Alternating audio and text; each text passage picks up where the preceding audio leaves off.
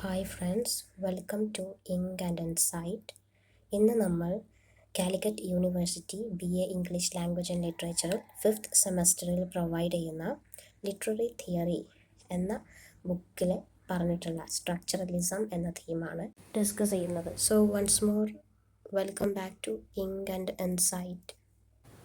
Structuralism എന്നുള്ളത് originate ചെയ്തിട്ടുള്ളത് new criticism അതുപോലെ റഷ്യൻ ഫോർമലിസം, ഈ രണ്ട് ഐഡിയാസിൽ നിന്നാണ്. ഈ രണ്ട് ഐഡിയാസും ഇതിനു മുമ്പ് 4th സെമസ്റ്ററിൽ ഡിസ്കസ് ചെയ്ത ഐഡിയാസാണ്. ഇതിൽ നിന്നാണ് ഈ സ്ട്രക്ചറലിസം എന്ന ഐഡിയ വന്നിട്ടുള്ളത്. ഓക്കെ, ഇനി സ്ട്രക്ചറലിസം എന്താണ് എന്നുള്ളത് നമുക്ക് നോക്കാം. വാട്ട് ഈസ് സ്ട്രക്ചറലിസം എന്ന് ചോദിക്കുമ്പോൾ, അതിൻ്റെ ഡെഫിനിഷൻ എന്താണെന്ന് ചോദിക്കുമ്പോൾ നമുക്ക് എന്തെങ്കിലും സ്റ്റാർട്ട് ചെയ്യണമല്ലോ, എന്തെങ്കിലും എഴുതി സ്റ്റാർട്ട് ചെയ്യാൻ വേണ്ടിയിട്ടുള്ള ഡെഫിനിഷനാണ്. Structuralism is an intellectual system which seeks to understand everything on the basis of language. So സ്ക്രീനിൽ ഇത് 2 പോയിൻറ്റ്സ് ആക്കിയിട്ടാണ് കൊടുത്തിട്ടുള്ളത്. അത് കുറച്ചും കൂടെ പെട്ടെന്ന് ക്യാച്ച് ചെയ്യാൻ വേണ്ടിയിട്ടാണ് അങ്ങനെ കൊടുത്തത്. അതെന്താണ്? സ്ട്രക്ചറലിസം ഒരു ഇൻ്റലക്ച്വൽ സിസ്റ്റമാണ്. അതുപോലെ അത് ചെയ്യുന്നത് നമ്മുടെ ചുറ്റുമുള്ള എല്ലാത്തിനെയും ലാംഗ്വേജിൻ്റെ ബേസിസിൽ മനസ്സിലാക്കുന്നു. ഇതതിൻ്റെ വളരെ ബേസിക് ആയിട്ടുള്ളൊരു ഡെഫിനിഷനാണ്. ഇത് കേൾക്കുമ്പോൾ നിങ്ങൾക്കിപ്പോൾ കൺഫ്യൂഷൻസ് ഉണ്ടാവും, പക്ഷേ വളരെ സിമ്പിളായിട്ടുള്ളൊരു ടോപ്പിക്കാണ്. Structuralism perceives language as A system or structure. നമ്മൾ ഓൾറെഡി പറഞ്ഞതാണ്. അതായത് ലാംഗ്വേജിനെ സ്ട്രക്ചറലിസം എങ്ങനെയാണ് പരിഗണിക്കുന്നത്? ഒരു സിസ്റ്റമായിട്ട് അല്ലെങ്കിൽ ഒരു സ്ട്രക്ചറായിട്ട്. സോ അടുത്ത പോയിന്റ് ഡിസ്കസ് ചെയ്യുന്നതിന് മുമ്പ് നിങ്ങൾ ഈ പിക്ചറിലേക്കൊന്ന് നോക്കുക. ഈ പിക്ചറിൽ 3 വ്യക്തികളെ കാണാൻ സാധിക്കും. ഒരു പുരുഷനും ഒരു സ്ത്രീയും പിന്നെ ഒരു ചെറിയ പെൺകുട്ടിയും ഉണ്ട്. ഇതല്ലാതെ ഇതിന് ഞാൻ വേറൊരു സ്ട്രക്ചർ കൊടുക്കാൻ പോവാണ്. അതായത് ഇവരൊരു ഫാമിലിയാണ്. സോ ഫാമിലിയാണ് എന്ന് പറഞ്ഞു കഴിഞ്ഞാൽ നിങ്ങൾക്കിത് ഗസ് ചെയ്യാൻ കഴിയും. അച്ഛൻ, അമ്മ, മകൾ. ഇവിടെ അച്ഛൻ, അമ്മ, മകൾ എന്നുള്ള വാക്കുകൾ ഉണ്ടായത് എങ്ങനെയാണ്? അവിടെ ഫാമിലി എന്ന സ്ട്രക്ചർ ഞാൻ കൊണ്ടുവന്നപ്പോഴാണ്. അതുവരെ നിങ്ങൾക്ക് ഇതൊരു സ്ത്രീ, പുരുഷൻ, ഒരു പെൺകുട്ടി എന്നുള്ള രീതിയിലാണ്. സോ ഓരോ വാക്കും അതിന് മീനിങ് ആകുന്നത് ഒരു സ്ട്രക്ചറിൽ വരുമ്പോഴാണ് എന്നുള്ളതാണ് സ്ട്രക്ചറലിസത്തിൽ വരുന്നത്. അതൊരു പോയിൻ്റാണ്. അത് മനസ്സിലാക്കാൻ വേണ്ടിയാണ് ഇവിടെ ഇങ്ങനെ ഒരു എക്സാമ്പിൾ കൊണ്ടുവന്നത്. അടുത്ത പോയിന്റിലോട്ട് പോകാം. The idea of a system having structure of its own is separate to all the observable phenomena in the world. ഇത് സ്ട്രക്ചറലിസ്റ്റുകൾ പറയുന്നതാണ്. ഇത് തന്നെയാണ് നമ്മൾ നേരത്തെ പറഞ്ഞത്. അതായത് നമുക്ക് സ്ട്രക്ചർ ഉള്ള ഒരു സിസ്റ്റം എന്നുള്ള ഒരു ഐഡിയ ഉണ്ടല്ലോ. അതായത് എല്ലാ സിസ്റ്റത്തിനും ഒരു സ്ട്രക്ചർ ഉണ്ടാവും എന്നുള്ളത്. അത് നമുക്ക് ഒബ്സർവബിൾ ആയിട്ടുള്ള എല്ലാ ഫിനോമിനകളും, വേൾഡിലുള്ള എല്ലാ ഒബ്സർവബിൾ ഫിനോമിനകളിലും അപ്ലൈ ചെയ്യാം എന്നാണ് പറയുന്നത്. ഫോർ എക്സാമ്പിൾ, നമ്മൾ നേരത്തെ ഫാമിലിയുടെ കാര്യം എടുത്തു. അതിൽ അച്ഛൻ, അമ്മ, കുട്ടികൾ എന്നുള്ള എലമെൻറ്റ്സ് ചേരുമ്പോഴാണ് ആ ഒരു സ്ട്രക്ചർ ഉണ്ടാവുന്നത്. സോ ആ പോയിൻ്റാണ് ഇവിടെ പറയുന്നത്. ആൻഡ് വളരെ ഇമ്പോർട്ടൻ്റ് ആയ അടുത്ത പോയിൻ്റാണ് structuralism focus on language as A self referential structure. അപ്പോൾ ലാംഗ്വേജ് ഒരു സെൽഫ് റെഫറൻഷ്യൽ സ്ട്രക്ചർ ആണെന്നാണ് ഇവിടെ പറയുന്നത്. ലാംഗ്വേജ് നമുക്കറിയാം, ലാംഗ്വേജിനെ റെഫർ ചെയ്യുന്നത് ലാംഗ്വേജ് തന്നെയാണ്. ലാംഗ്വേജിനെ റെഫർ ചെയ്യുന്നതും അതിനെ എക്സ്പ്ലെയിൻ ചെയ്യുന്നതും ലാംഗ്വേജ് തന്നെയാണ്. അല്ലാതെ മറ്റൊരു എലമെൻറ്റ്, പുറത്തുനിന്ന് ഒരു എലമെൻറ്റോ ഫാക്ടറോ അതിൽ വരുന്നില്ല അതിനെ റെഫർ ചെയ്യാനോ അല്ലെങ്കിൽ അതിനെ എക്സ്പ്ലെയിൻ ചെയ്യാനോ. ആൻഡ് സ്വാഭാവികമായിട്ടും it rejects all other references beyond language. അതൊരു സെൽഫ് റെഫറൻഷ്യൽ സ്ട്രക്ചർ ആണെന്ന് പറഞ്ഞു. സോ ഈ ഒരു പോയിന്റ് നമുക്ക് മനസ്സിലാക്കാവുന്നതേ ഉള്ളൂ. അടുത്ത point, language does not refer to the world, instead it constructs the world. അത് 2 പോയിന്റ് ആക്കി അവിടെ കൊടുത്തിട്ടുണ്ട്. സോ ലാംഗ്വേജ് എന്ന് പറയുന്നത് റെഫർ ചെയ്യുകയല്ല, പകരം കൺസ്ട്രക്റ്റ് ചെയ്യുകയാണ്. എന്തിനെ? വേൾഡിനെ, നമ്മുടെ ലോകത്തെ. ഇതൊരു എക്സാമ്പിൾ വെച്ച് എക്സ്പ്ലെയിൻ ചെയ്യുകയാണെങ്കിൽ, ഇഫ് എ എന്ന ഒരു വ്യക്തി ഒരു ആനിമലിനെ പോയിൻ്റ് ചെയ്തിട്ട് പറയാണ് ദാറ്റ് ഈസ് എ ക്യാറ്റ്, അതൊരു ക്യാറ്റാണെന്ന് പറയാണ്. അപ്പോൾ നമുക്ക് മനസ്സിലാവും അവിടെ കൊടുത്തിട്ടുള്ള ആനിമൽ എന്താണ്, അതിൻ്റെ രൂപം എങ്ങനെയാണ് എന്നുള്ളതിനെ കുറിച്ചൊരു ഐഡിയ നമുക്കുണ്ടാവും. അപ്പോൾ ഇത് ചിന്തിക്കുമ്പോൾ നമ്മൾ വിചാരിക്കും ക്യാറ്റ് എന്ന വേർഡ് അല്ലെങ്കിൽ ആ സൗണ്ട് ആക്ച്വലി റെഫർ ചെയ്യുന്നത് ഒരു ലിവിങ് തിങ്ങിനെയാണ്, ജീവനുള്ള ഒരു സാധനം. അതെങ്ങനെയാണ് ഇരിക്കുന്നതെന്ന് നിങ്ങൾക്കറിയാം. അതിൻ്റെ ക്യാറ്റ് എന്ന് പറയുമ്പോൾ അതെങ്ങനെയാണ് കാണാനിരിക്കുന്നത് നിങ്ങൾക്കറിയാം.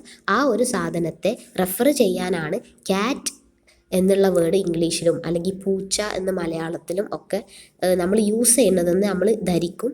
പക്ഷെ അത് അങ്ങനെ അല്ല എന്നാണ് ഇതിൽ സ്ട്രക്ചറലിസത്തിൽ പറയുന്നത്.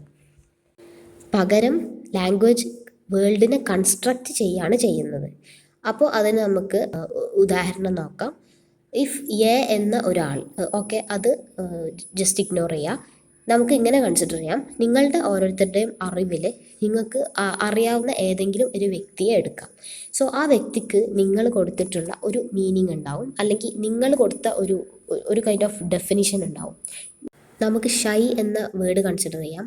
ആ കുട്ടിയെ നിങ്ങൾ ടാഗ് ചെയ്യുന്നത് ഷൈ ആയിട്ടുള്ള വളരെ പാവം ഒരു കുട്ടി എന്നാണെങ്കിലും മേ ബി വേറൊരു വ്യക്തി ആ കുട്ടിയുടെ എന്തെങ്കിലും തരത്തിലുള്ള ബന്ധമുള്ള മറ്റൊരു വ്യക്തി ആ കുട്ടിക്ക് ടാഗ് ചെയ്യുന്നത് മേ ബി ആ കുട്ടി വളരെ സെൽഫിഷ് ആണെന്നോ അല്ലെങ്കിൽ ആ കുട്ടി വേറെ രീതിയിലായിരിക്കാം.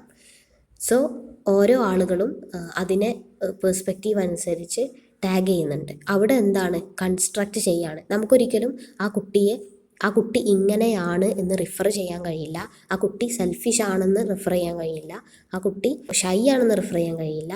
പക്ഷേ നിങ്ങളുടെ ആ ലാംഗ്വേജ് ആണ് അത് കൺസ്ട്രക്റ്റ് ചെയ്യുന്നത് എന്നാണ് ഇവിടെ പറയുന്നത്.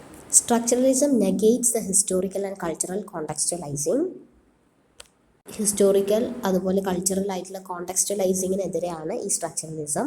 അതുപോലെ അടുത്തൊരു ഇമ്പോർട്ടൻറ്റ് പോയിന്റ് ആണ്, a text exist among other text, therefore originality and individuality regarding the text are baseless. ഇതെന്താണ് ഉദ്ദേശിക്കുന്നതെന്ന് വെച്ച് കഴിഞ്ഞാൽ, ഒരു എക്സാമ്പിൾ എടുക്കാം. നമ്മളൊരു ഫിലിം കാണുകയാണ്. ഇപ്പോൾ പുതിയൊരു ഫിലിം നമ്മൾ ഇറങ്ങി. ആ ഫിലിം എത്രയൊക്കെ ഇൻഡിവിജ്വാലിറ്റി ഉള്ളതാണ്, അത് പുതിയൊരു കണ്ടൻറ്റാണ്, ഇതുവരെ ആരും ചെയ്യാത്തൊരു കണ്ടൻറ്റാണ് എന്നൊക്കെ പറഞ്ഞു കഴിഞ്ഞാലും വി ക്യാൻ സേ അതിൻ്റെ ഒരു സ്ട്രക്ചർ, ബേസിക് ആയിട്ടുള്ള സ്ട്രക്ചർ ഇതിനു മുമ്പ് ആരെങ്കിലും ചെയ്തു വെച്ച സാധനമായിരിക്കും. സോ അതുകൊണ്ട് തന്നെ ഒരു ടെക്സ്റ്റ് എപ്പോഴും മറ്റൊരു ടെക്സ്റ്റിലാണ് എക്സിസ്റ്റ് ചെയ്യുന്നത്. അതുകൊണ്ട് തന്നെ originality and individuality regarding the text are baseless. And അതിൻ്റെ കൂടെ പറയാനുള്ള പോയിൻ്റാണ്, author is merely tracing a previously existing structure. അതായത് പ്രീവിയസ്ലി ചെയ്തു വെച്ച ഒരു സാധനത്തിൻ്റെ സ്ട്രക്ചർ അതേപോലെ എടുത്ത് അത് ട്രേസ് ചെയ്യുക എന്നുള്ളതാണ് ഓഥർ ചെയ്യുന്നത് എന്നാണ് പറയുന്നത്. അടുത്തതായി ബുക്കിൽ the death of the author എന്ന 1967 റൊളാൻഡ് ബാർത്ത്സിൻ്റെ ഒരു എസ്സേയെ പറ്റി പറയുന്നുണ്ട്. റൊളാൻഡ് ബാർത്ത്സ് ആക്ച്വലി ഒരു സ്ട്രക്ചറലിസ്റ്റും പിന്നീട് പോസ്റ്റ് സ്ട്രക്ചറലിസ്റ്റും ആയ ഒരു വ്യക്തിയാണ്. പോസ്റ്റ് സ്ട്രക്ചറലിസം എന്നുള്ളത് സ്ട്രക്ചറലിസത്തിൽ നിന്ന് പിന്നീട് ഉണ്ടായിട്ടുള്ള ഒരു ഐഡിയയാണ്. അപ്പോൾ സ്ട്രക്ചറലിസത്തിൽ നിന്ന് ഒരുപാട് പേര് പിന്നീട് പോസ്റ്റ് സ്ട്രക്ചറലിസ്റ്റുകൾ ആയിട്ടുണ്ട്. അതിൽപ്പെട്ട ഒരു വ്യക്തിയാണ് റൊളാൻഡ് ബാർത്ത്സ്. അത് സ്ട്രക്ചറലിസത്തിന് ശേഷം നമുക്ക് പഠിക്കാനുള്ളതാണ്. അതിനെക്കുറിച്ച് നമുക്ക് വേറെ ഒരു വീഡിയോയിൽ ഡിസ്കസ് ചെയ്യാം. എനിവേ അദ്ദേഹത്തിൻ്റെ എസ്സേസിൽ പറഞ്ഞ കാര്യങ്ങൾ ഇവിടെ പോയിൻ്റ് ഔട്ട് ചെയ്തിട്ടുണ്ട്. ടെക്സ്റ്റ് എന്ന് പറയുന്നത് ഒരു ഓഥറിൻ്റെ ഒരു മെസ്സേജ് അല്ല. അതായത് ഞാനൊരു കഥ എഴുതുമ്പോൾ ഞാൻ എഴുതിയ ആ ഒരു കാര്യം അത് വായനക്കാരിലേക്ക് എത്തുമ്പോൾ അത് വായിക്കുന്ന ആളുകളുടെ ചിന്താഗതിക്കനുസരിച്ച് അതിന് പല അർത്ഥങ്ങളും ഉണ്ടാവും. സോ നമ്മളൊരു പുസ്തകം വായിക്കുമ്പോൾ ഞാൻ തിങ്ക് ചെയ്യുന്ന അതേ കാര്യം ആണ് അത് എഴുതിയ ആൾ ഉദ്ദേശിച്ചത് എന്ന് എനിക്കൊരിക്കലും പറയാൻ കഴിയില്ല. ഫോർ എക്സാമ്പിൾ, നമുക്ക് പോയംസൊക്കെ ഒരുപാട് പോയംസും കാര്യങ്ങളൊക്കെ നമ്മൾ വായിച്ചിട്ടുണ്ടാവും, പഠിക്കാനുണ്ടാവും. അതിൽ നമ്മൾക്കൊക്കെ വായിക്കുമ്പോൾ ഓരോരോ മീനിങ് കിട്ടും. ബട്ട് ആ ഒറ്റ മീനിങ് വെച്ച് ആയിരിക്കണം എന്നില്ല അത് എഴുതിയ ആൾ എഴുതിയിട്ടുണ്ടാവാം. പിന്നീട് അവിടെ പറയുന്നത്, it is a multi dimensional space in which a variety of writing, none of them original, blend and clash. പിന്നെ the text is a tissue of quotations drawn from the innumerable centres of culture. അതായത് multi dimension space ആണ്. നമ്മൾ പറഞ്ഞു ഒരുപാട് dimensions ഉണ്ട്, അല്ലെങ്കിൽ ഒരുപാട് അർത്ഥങ്ങൾ, ഒരുപാട് മീനിങ്സ് നമുക്ക് കണ്ടെത്താൻ കഴിയും. പിന്നെ ടെക്സ്റ്റ് എന്ന് പറയുന്നത് ഈ ടിഷ്യൂ ഓഫ് കൊട്ടേഷൻസ് ആണ്. എവിടുന്നാണ് അതിൻ്റെ സെൻറ്റർ എന്ന് പറയുന്നത് കൾച്ചർ ആണ് എന്നുള്ളതാണ് പറയുന്നത്. സോ ഈ പോയിൻറ്റ്സ് ആണ് ആ എസ്സേയിൽ പറഞ്ഞിട്ടുള്ളതിനോടനുബന്ധിച്ച് നോട്ട് ചെയ്യേണ്ടത്. ആൻഡ് സ്ട്രക്ചറലിസത്തെ കുറിച്ച് പറയുമ്പോൾ ഒരു പോയിൻറ്റും കൂടെ നോട്ട് ചെയ്യണം, അബൌട്ട് ബൈനറി ഓപ്പോസിഷൻസ്. ലാംഗ്വേജിന് മീനിങ് കൊടുക്കുന്നത് ആക്ച്വലി ബൈനറി ഓപ്പോസിഷൻ ആണ് എന്നാണ് സ്ട്രക്ചറലിസ്റ്റുകൾ പറഞ്ഞിട്ടുണ്ടായിരുന്നത്. ബൈനറി ഓപ്പോസിഷൻ എന്ന് പറഞ്ഞു കഴിഞ്ഞാൽ രാത്രി പകൽ, ഇരുട്ട് വെളിച്ചം എന്നുള്ള ഓപ്പോസിറ്റ് ആയിട്ടുള്ള രണ്ട് കാര്യങ്ങളുണ്ടല്ലോ, അതിനെയാണ് ബൈനറി ഓപ്പോസിഷൻസ് എന്ന് പറയുന്നത്.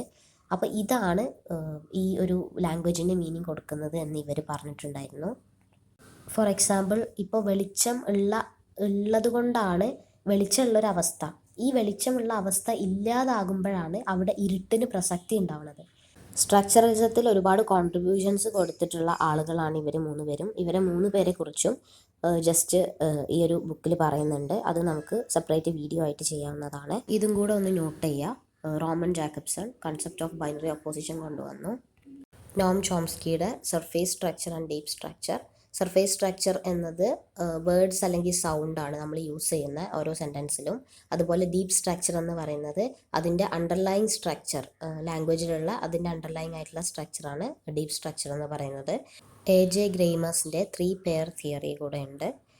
ആ 3 പെയർ തിയറിയാണ് subject, object, sender, receiver, helper, opponent എന്നുള്ളത്. ഈ പറഞ്ഞ എല്ലാ ബൈനറീസും നമ്മുടെ എല്ലാ ലിറ്റററി വർക്ക്സിലും കാണാൻ കഴിയും എന്നുള്ളതാണ് ഇദ്ദേഹം പറഞ്ഞത്. സ്ട്രക്ചറലിസത്തിൻ്റെ ഒരു ഇൻട്രൊഡക്ഷൻ പാർട്ട് മാത്രമാണ് ഇന്നിവിടെ ഡിസ്കസ് ചെയ്തത്. ഇനി ഇതിലേക്ക് കോൺട്രിബ്യൂട്ട് ചെയ്ത 3 പേരെക്കുറിച്ചും കൂടെ പറയാനുണ്ട്. അത് അടുത്ത വീഡിയോസായിട്ട് അപ്ലോഡ് ചെയ്യുന്നതായിരിക്കും. എൻ്റെ വീഡിയോസിനെ കുറിച്ചുള്ള നിങ്ങളുടെ ഓരോരുത്തരുടെയും അഭിപ്രായങ്ങൾ വളരെ വാല്യുബിളാണ്. സോ അത് കമൻ്റായി പറയുക. Thank you for watching.